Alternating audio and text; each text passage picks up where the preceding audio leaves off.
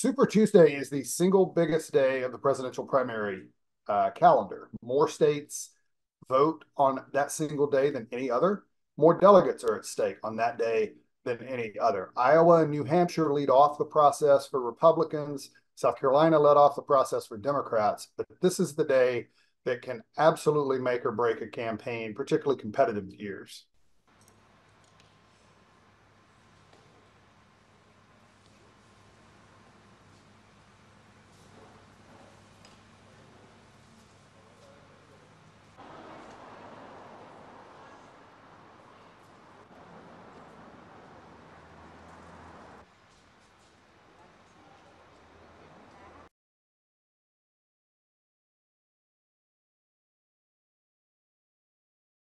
Super Tuesday originated decades ago as several states, a lot of them in the South, sort of banded together to increase their influence in the nominating process in response to sort of the early states having developed so much influence, Iowa and New Hampshire.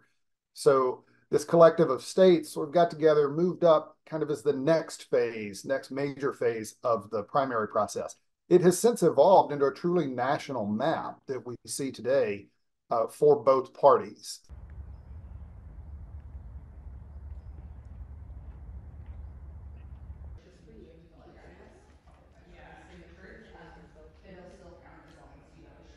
Just look up some words I don't know. The Super Tuesday slate is as varied as California, a heavily Democratic state that still has millions of Republicans, so a very important state with a lot of delegates in both parties.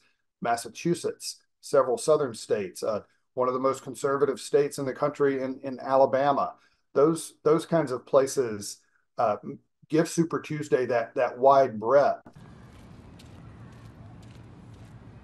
No, it's just for the vote people who work the polls.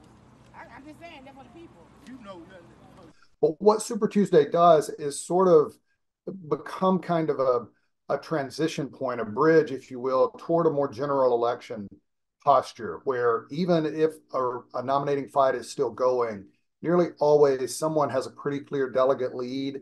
They may have a rival that's still punching up at them, maybe even able to win some more primaries.